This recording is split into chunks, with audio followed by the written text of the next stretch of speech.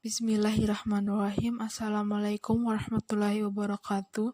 Saya Puput Purnamasari dari kelas Muamalah B. Saya akan menjelaskan mengenai ahli waris dan masing-masing pembagiannya untuk mata kuliah fikih mawaris. Pertama-tama saya akan membahas mengenai hukum waris Islam mengatur peralihan harta dari seseorang yang telah meninggal kepada ahli waris dan berapa bagian yang diperoleh. Yang disebut sebagai waris atau ahli waris adalah orang-orang yang berhak menerima warisan, sementara mewaris atau pewaris merupakan orang yang meninggal dunia dan harta benda peninggalannya diwariskan. Warisan yang dibagikan kepada ahli waris dapat berupa harta bergerak seperti logam mulia serta kendaraan, dan harta tidak bergerak seperti tanah serta rumah. Harta tersebut dapat dibagikan kepada ahli waris setelah dikurangi untuk biaya perawatan jenazah, pelunasan utang, dan pelaksanaan wasiat. Sedangkan berdasarkan pasal 174 kompilasi hukum Islam untuk hubungan darah, kelompok ahli waris laki-laki terdiri dari ayah, anak laki-laki, saudara laki-laki, paman, dan kakek. Lalu kelompok ahli waris perempuan terdiri dari ibu, anak perempuan, saudara perempuan, dan nenek. Sedangkan menurut hubungan perkawinan, ahli waris terdiri dari janda dan duda. Jika semua kelompok ahli waris ada dan masih hidup, maka yang berhak mendapatkan warisan adalah anak, ayah, ibu, janda, atau duda pewaris.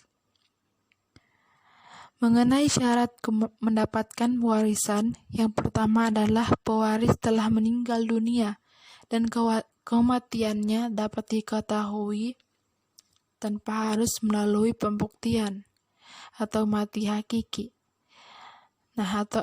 Ataupun ditetapkan melalui putusan pengadilan atau mati hukmi. Yang kedua, ahli waris masih hidup atau dengan putusan hakim dinyatakan masih hidup ketika pewaris meninggal. Walaupun ahli waris masih berada dalam kandungan, jika dapat dibuktikan sebagai ahli waris, ia berhak menerima bagiannya. Namun ada juga penghalang yang membuat pewarisan tidak bisa terjadi. Contohnya, perbedaan agama antara pewaris dan ahli waris, perbudakan, dan pembunuhan. Lalu,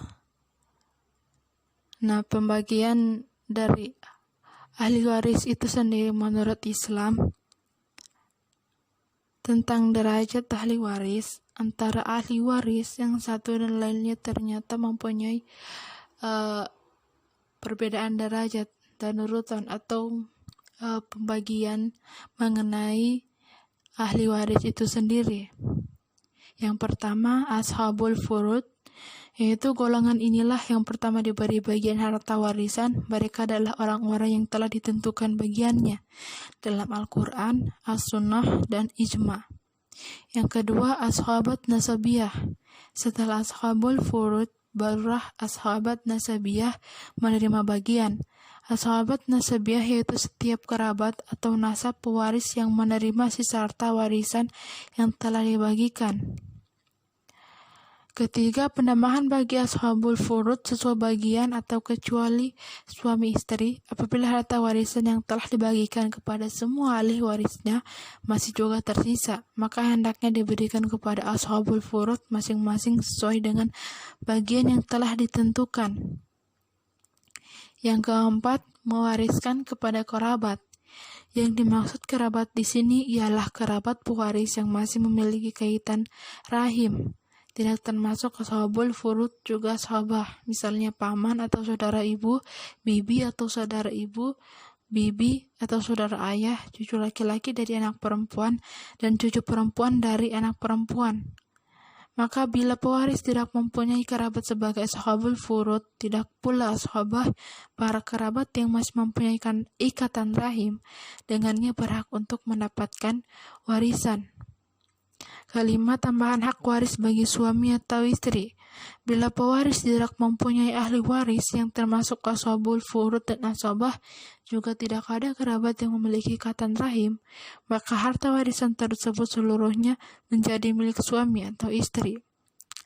Yang keenam, ashabah karena sebab. Yang dimaksud para ashabah karena sebab adalah orang-orang yang memerdekakan budak atau baik budak laki-laki maupun perempuan. Yang ketujuh, orang yang diberi wasiat lebih dari sepertiga harta pewaris. Yang dimaksud di sini ialah orang lain, artinya bukan salah seorang dan ahli waris.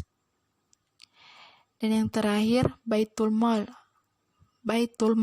atau kas negara. Apabila seseorang yang meninggal tidak mempunyai ahli waris ataupun kerabat seperti yang saya jelaskan, maka seluruh harta peninggalannya diserahkan kepada baitul mal untuk kemaslahatan umum.